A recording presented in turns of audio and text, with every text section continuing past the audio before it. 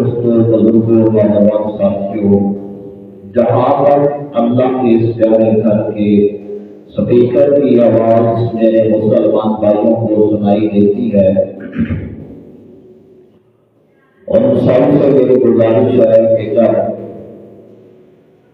جمعے کی اذان کی آواز کانوں میں سنائی دے، اس وقت سارے کاموں کو چھوڑ کر نماز جمعہ کی تیاری کر کے جس اللہ کے پیارے گھر کی طرف ارادہ ہو رجوع فرمانا شروع کر دیا کرو، تاکہ وقت کے ساتھ حاصل ہو کر ڈھیروں ثواب کمایا جا سکے۔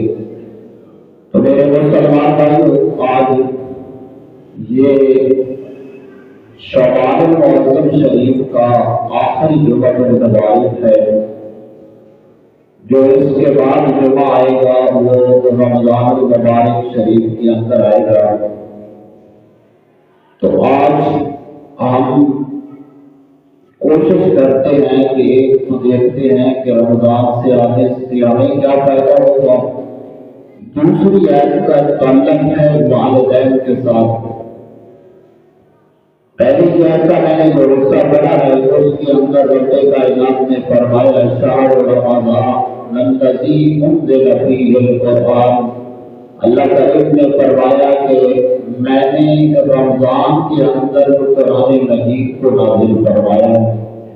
دوسری آیت میں نے جو پڑھی ہے 20ویں سپارے کے اندر ہے، رب کائنات نے فرمایا وَوَصَّيْنَا الْإِنسَانَ بِوَالِدَيْهِ إِحْسَانًا، فرمایا ہم وصیت کرتے ہیں کہ اپنے والدین کے ساتھ اچھا سلوک کرو۔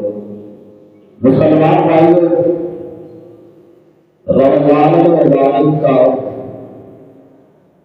جو مہینہ ہے اس کی بالکل آمد ہے، لیکن اس سے بھی پہلے ہم یہ دیکھتے ہیں کہ اللہ کریم لا شریف ذات نے مجھے اور آپ اشرف المخلوقات بنایا، یعنی تمام مخلوقوں کی سردار مخلوق جو ہے وہ انسان ہے، اور اللہ کریم نے ہمیں انسانوں کی صف کے اندر پیدا فرمایا۔ پھر تمام انسانوں سے افضل اور اعلیٰ جو قوم ہے وہ مسلمانوں کی قوم ہے، جنہوں نے کلمہ حق پڑھا ہے لا الہ الا اللہ محمد رسول اللہ صلی اللہ علیہ وسلم۔ پھر ہمیں اس قوم کے اندر پیدا فرمایا۔ پھر اس سے بھی بڑھ کر جو سب سے افضل اور اعلیٰ امت ہے وہ میرے اور آپ کے محبوب حبیب کبریا احمد مجتبی محمد مصطفیٰ صلی اللہ علیہ وآلہ وسلم کی امت ہے۔ تو ہمیں کروڑہ مرتبہ شکر کرتے ہیں کہ رب کائنات نے ہمیں اپنے محبوب کی امت کے اندر پیدا فرمایا ہے۔ تو میرے مسلمان بھائیوں، ساری باتوں کا خلاصہ یہ ہے، 30ویں سپارے کے اندر میرے اور آپ کے رب نے فرمایا لقد خلقنا الانسان فی احسن تقویم، رب کائنات نے فرمایا تحقیق انسان میں رب کائنات نے تجھے بڑے خوبصورت انداز کے اندر پیدا فرمایا ہے۔ تو دیکھیے گا یہ کہ چند دن پہلا اللہ کریم نے ہمیں وہ رات عطا فرمائی جس رات کو ہم شب برات کے نام سے یاد کرتے ہیں۔ کس لیے عطا کی کہ میرے بندے پورا سال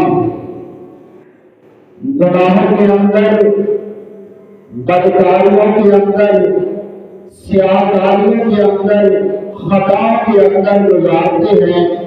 اللہ اپنے بندے سے کتنا پیار کرتا ہے کہ گناہگار ہونے کے باوجود فرماتا ہے کوئی بات نہیں ہے، تو نے اگر گناہ کر دیے ہیں آ میں تجھے ایک رات کے اندر ایسی گھڑیاں دیتا ہوں کہ میری طرف رجوع فرمانا تیرا کام ہے، اور تیرے گناہوں کو نیکیوں میں تبدیل کروا دینا یہ میرا کائنات کا کام ہے۔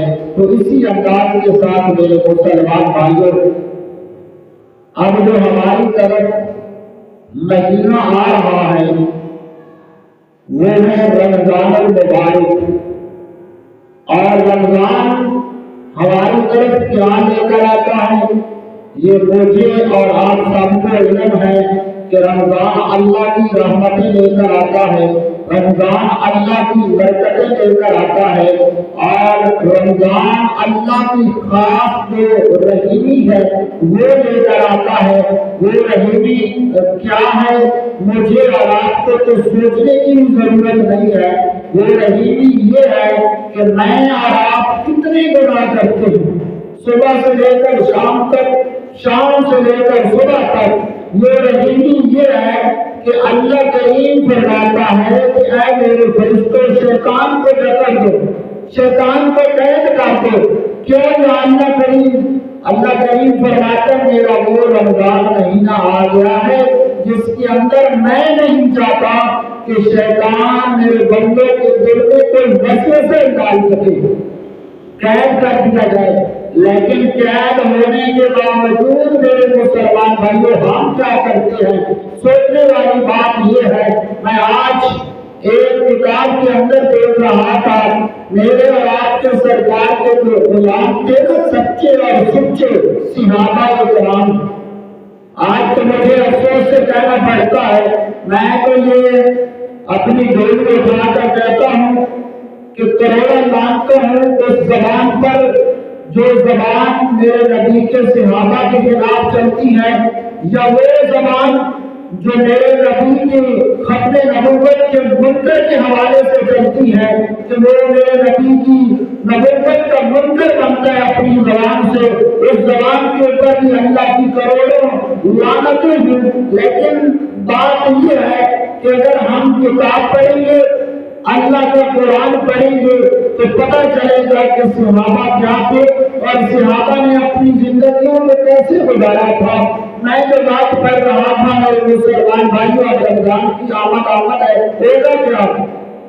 میرے رات سے اپنی بات کرنی چاہیے، تندرست صحت مند لوگ ہوں گے۔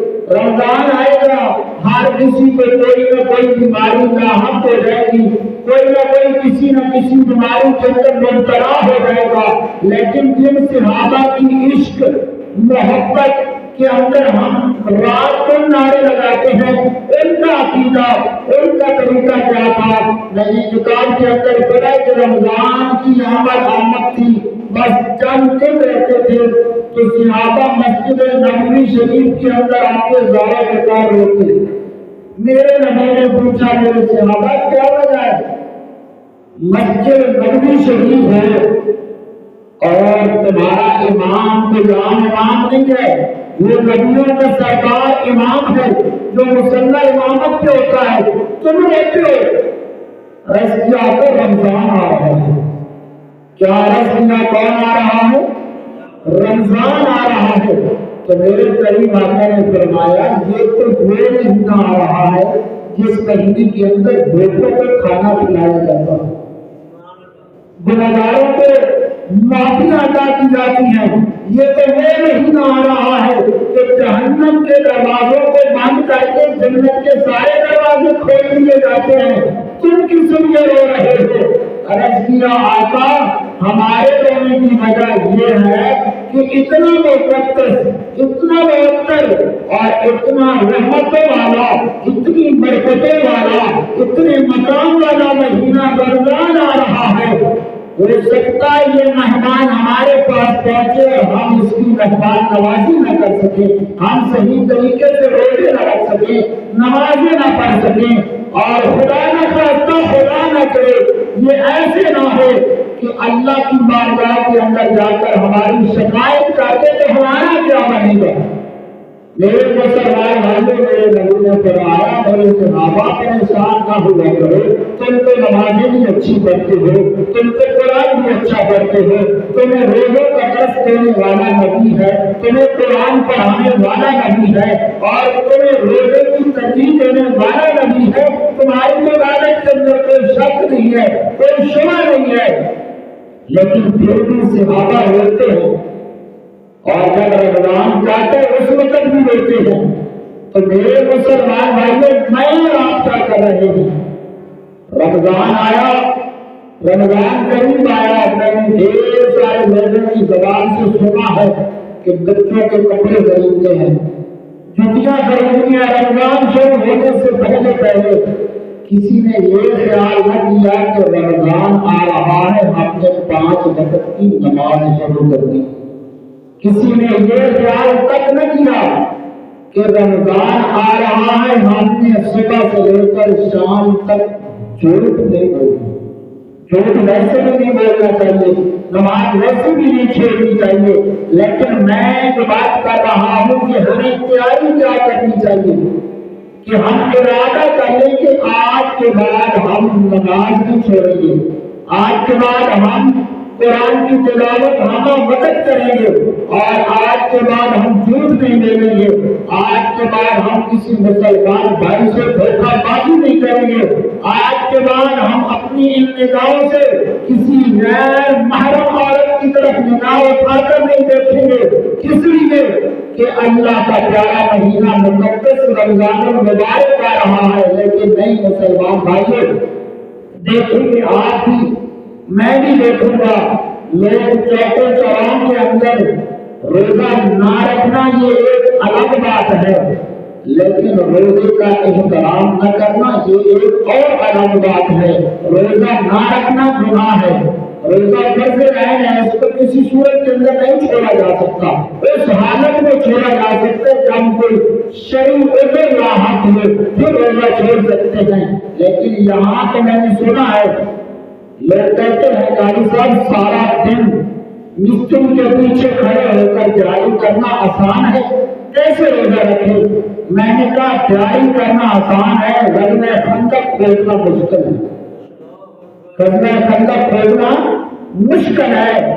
تیرے اور میرے گھر کے اندر فریج موجود ہے، وہ ہمیں شام کو ٹھنڈا پانی دیتی ہے، وہ ہر قسم کے ہمیں اللہ پھل اور سبزیاں مہیا فرما رہا ہے، لیکن اس دور کا خیال کر جب میرے اور آپ کے نبی نے اپنی پیٹ مبارک پر دو پتھر باندھ کر بتایا تھا کہ میرے صحابہ کے اگر پیٹ پہ ایک پتھر ہے تو نبی جو صحابہ کا امام ہے اس کے پیٹ کے اوپر 2 پتھر ہے، اور وہ مطلب یاد کر کہ پانی دور دراز تک کہیں بھی نظر نہیں آتا تھا۔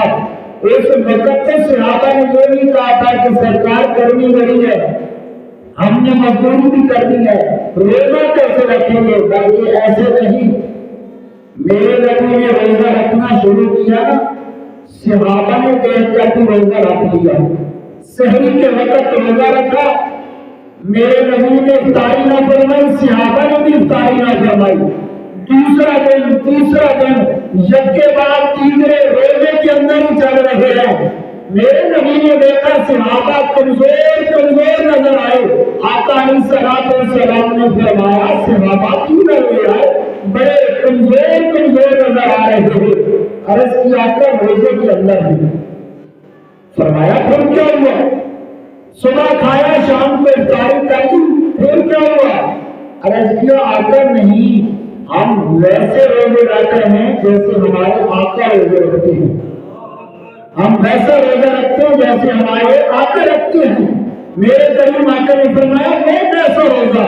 عرض کیا آقا نہ ہم نے آپ کو سحری کرتے دیکھا، نہ ہم نے آپ کو افطاری کرتے دیکھا، اور قسم ہے اس رب کائنات کی جس کے قبضے قدرت کے اندر ہماری جان ہے، ہم نے بھی وہی روزہ رکھا ہے، نہ ہم نے سحری کی ہے نہ ہم نے افطاری کی ہے۔ میری سرکار نے فرمایا میرے صحابہ، میرے بھائیوں، میرا روزہ اور ہے، تمہارا روزہ اور ہے۔ عرض کی آقا وہ کیسے؟ فرمایا میں تمہارے سامنے نہیں کھاتا، سحری نہیں کرتا، افطاری نہیں کرتا، لیکن میرا رب مجھے کھلاتا بھی ہے، مجھے پلاتا بھی ہے۔ تم میرے جیسے روزے رکھا کرو، تم سحری کے وقت سحری کیا کرو اور افطاری کے وقت افطار فرما لیا کرو۔ آج ہم علی کرتے ہیں، ہم ابو بکر صدیق کرتے ہیں، ہم فاروق اعظم کرتے ہیں، آن عثمان غنی کرتے ہیں، لیکن اکیلے نعرے لگانے سے کچھ نہیں ہوگا جب تک ہم ان کے نقش قدم پر نہیں چل پڑیں گے۔ لیکن کہاں چلیں گے؟ ابھی تو کہتے ہیں وقت بڑا ہے، ابھی جوانی ہے، پھر بڑھاپا آئے گا، پھر بیمار ہوں گے، پھر علاج معالجہ ہوگا، پھر بچے خدمت کریں گے۔ یہ تو ویسے دور گزر چکا ہے خدمت والا، کہ وہ وقت آئے گا پھر اپنی لاہور میں کریں گے، بڑا وقت ہے۔ لیکن ہمارے پاس پلک جھپکنے والا جو وقت میسر نہیں ہے۔ میں کئی لوگوں کو کہتا ہوں نماز پڑھ کر، وہ کہتے کل سے کل پڑھیں گے۔ اور اللہ کے بندے کل کس نے دیکھی ہے؟ آج تک پتہ نہیں ہے کہ تھوڑی دیر میں کیا ہونے والا ہے۔ کل پھر کس نے دیکھی؟